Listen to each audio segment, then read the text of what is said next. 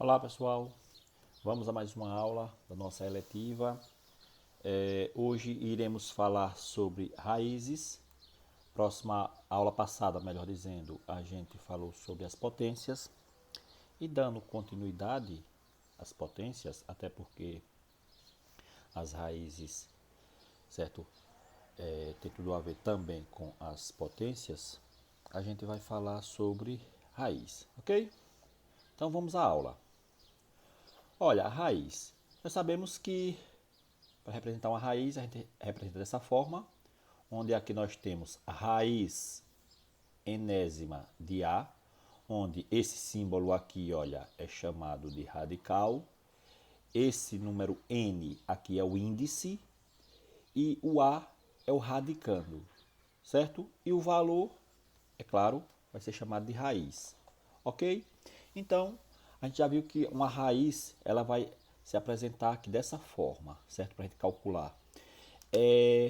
Um detalhe importante, gente, é o seguinte, é que a raiz ela vai depender muito desse n, certo? Quando eu falo raiz, eu estou falando da raiz em geral, seja raiz quadrada, seja raiz cúbica e assim sucessivamente, ok? Então eu vou ler só isso aqui, uma expressão desse tipo aqui, raiz enésima, ou então raiz n de a, representa a raiz enésima do número real a, em que o número natural n é o índice e o número real a é chamado de radicando, ok? Bom, então tá aí. A gente lê raiz enésima de a, certo? Olha só, uma observação importante é a seguinte.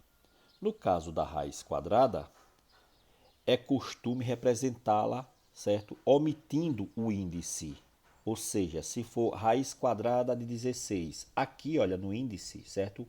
Se eu estou falando de raiz quadrada, é 2. A gente costuma omitir, fica somente assim. Então lembre-se, quando estiver escrito assim, sem nenhum número dentro, então significa dizer o seguinte, que aqui, certo, de uma forma omissa, vamos dizer assim, está o 2, ok? Então nós temos aqui 2, certo? Beleza. Olha, para a determinação da raiz enésima de um número real, A, por exemplo, temos dois casos a considerar, extremamente importante, certo? Primeiro, as raízes com índice par. O que é que acontece? Seja A um número real qualquer e N um número par e natural, ok? Bom, outra coisa, esse n aqui a gente sempre vai considerar ele maior ou igual a 2, certo? Então, o que é que acontece? Se A é maior do que zero, ou seja, se A é positivo, então a raiz enésima desse número é também um número positivo, certo? Se A for positivo, a raiz enésima desse número é positivo, ou seja, se raiz quadrada ou raiz cúbica ou raiz quinta, certo, de um número positivo, vai gerar sempre um número positivo, nunca um número negativo, certo? Desde que ele seja positivo. Beleza.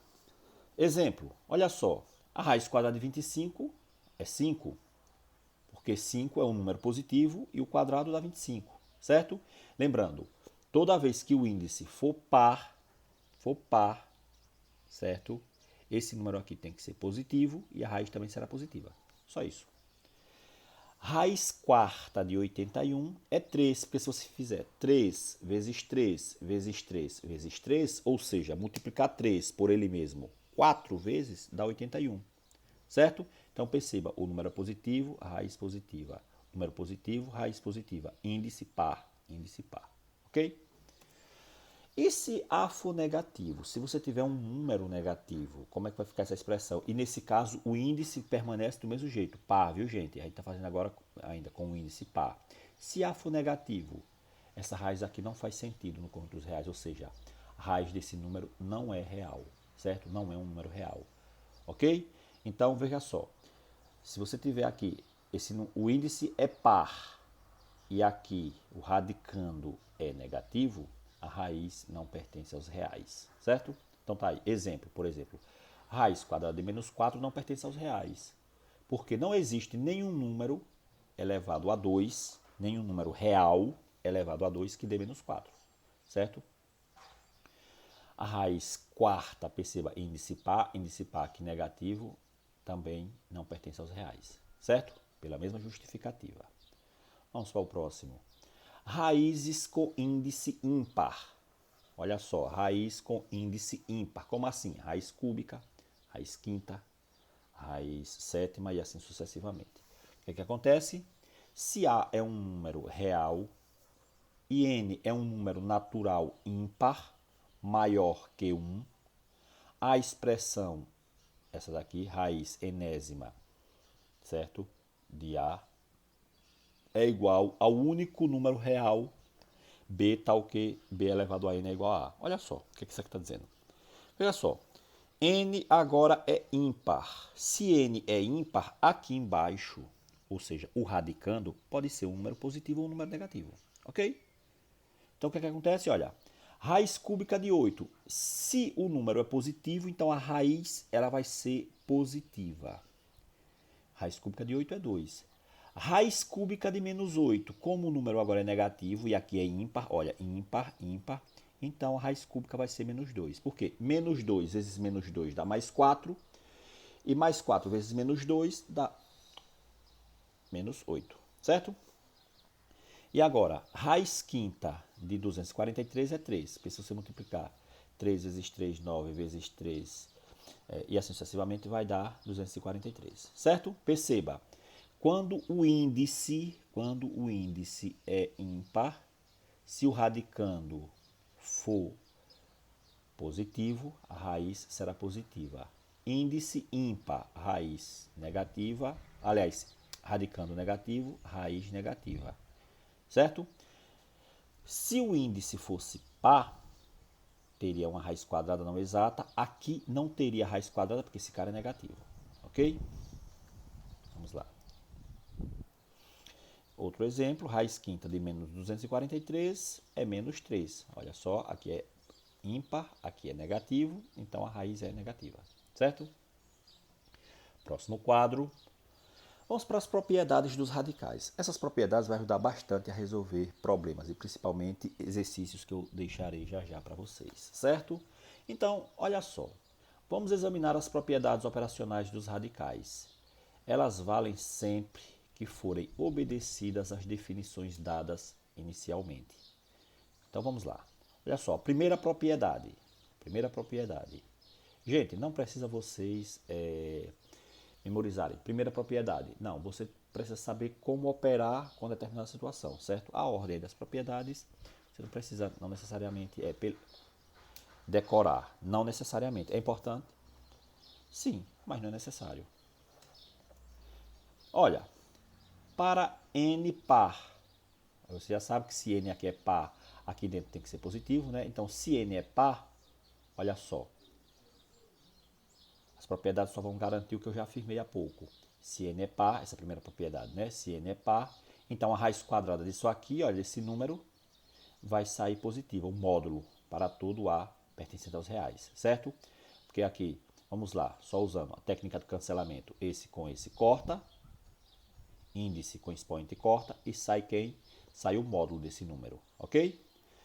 Se N é ímpar, o que é que acontece? Vai sair o número com o sinal que ele estiver. Esse N com esse N corta, se aqui for positivo, sai positivo, se for negativo, sai negativo, certo?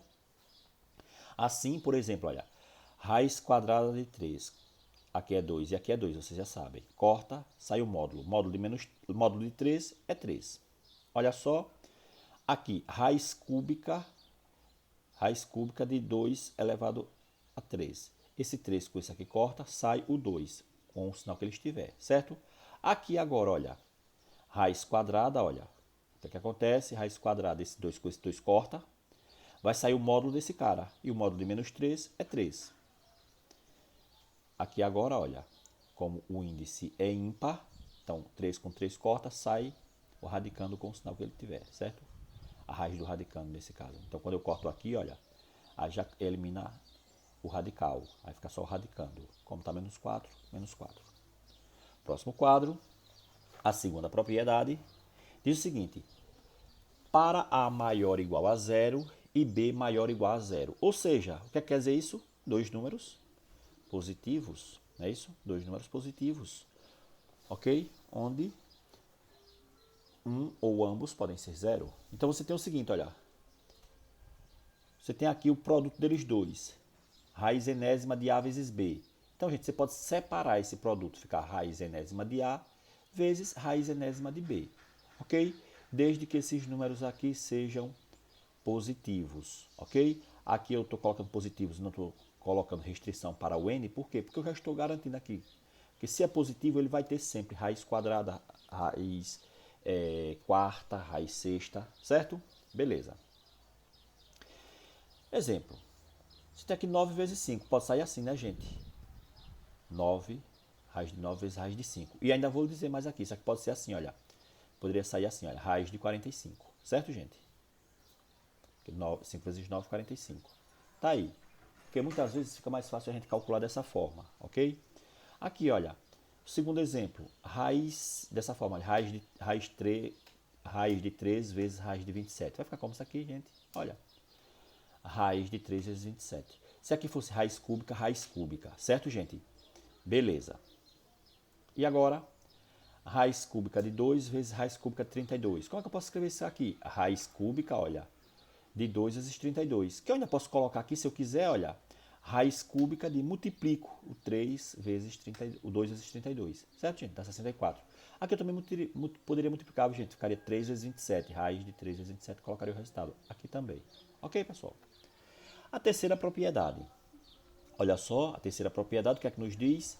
Que se você tem dois números positivos, sendo que A pode ser zero, mas B não pode ser zero, você vai entender já por quê, certo?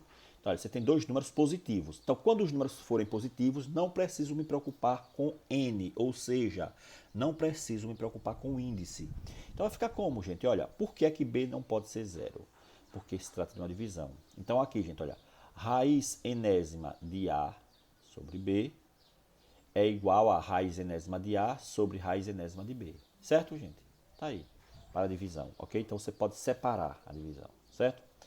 Exemplo, olha só, 5 sobre x ao quadrado, isso aqui é como, gente? Raiz de 5 sobre raiz de x ao quadrado.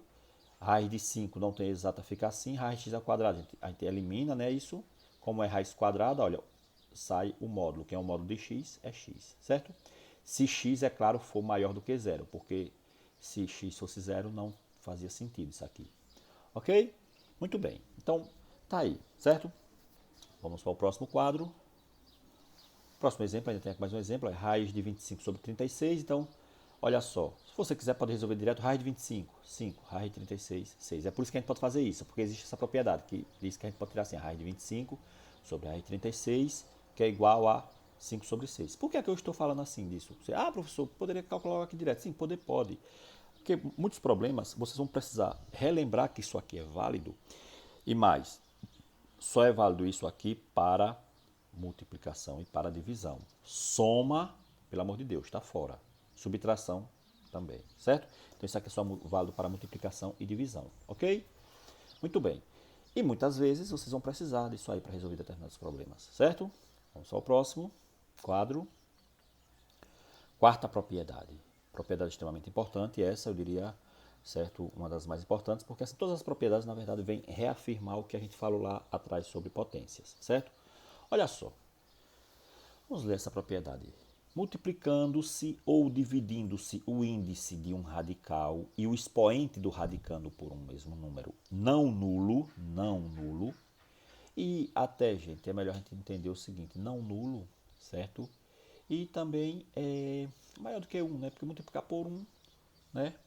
O valor do radical não se altera. Vamos lá, vamos entender o que é isso. Multiplicando-se o índice de um radical e o expoente do radicando, certo? Então vamos entender o que é isso. Gente, veja bem, você tem aqui raiz enésima de A. Quem é o expoente de A? O expoente de A, gente, quando não tem expoente é 1. Quem é o índice? N. O que essa propriedade diz é o seguinte, é que eu posso multiplicar o índice e o expoente por um mesmo número. Se eu multiplicar por 2, tenho que multiplicar por 2. Se eu multiplicar por 3, tenho que multiplicar por 3. por um mesmo número, não nulo, certo? Então a gente pode fazer isso. Ou eu posso dividir também, certo? Então é isso, na verdade, que essa propriedade está afirmando, que a gente pode fazer isso e o valor do radical ele não vai se alterar, ok? Ou seja, se aqui for 4 e aqui for 5, eu posso multiplicar aqui por 2 e aqui também por 2, o índice e o expoente. Então isso aí vai ficar quanto? Olha, multipliquei por P aqui, então N vezes P. Aqui é 1 vezes P, P. Então perceba, multipliquei o índice, multipliquei o expoente por P, ok? E poderia também dividir, certo, gente? Poderia dividir aqui por P e aqui dividir por P, aí ficaria 1 sobre P, certo? Beleza. Então vamos aqui, gente. Vamos aplicar essa propriedade para que vocês vejam. Olha só. Você tem isso aqui, raiz quadrada de 2. Olha só que coisa, raiz quadrada de 2, certo? Então, o que foi que eu fiz aqui? Como é quadrada, você sabe que aqui dentro tem 2. E aqui o expoente aqui é 1. Então, eu vou multiplicar o índice e o expoente por um mesmo número. Multipliquei. Por quê? Por 3, olha. Multipliquei aqui, então aqui já tem 2 vezes 3. E aqui, né, 3. Aqui é 1 vezes 3, 3. Ok? Então, 2 vezes 3 é 6. E aqui fica elevado a 3. Não é isso, gente? Tá aí. Então, lembre-se, posso multiplicar o índice e o expoente e o radical, radicando, não se altera, certo? Beleza. Olha só, e aqui agora, raiz quarta de a elevado a 6. Lembre-se, já que aqui é positivo,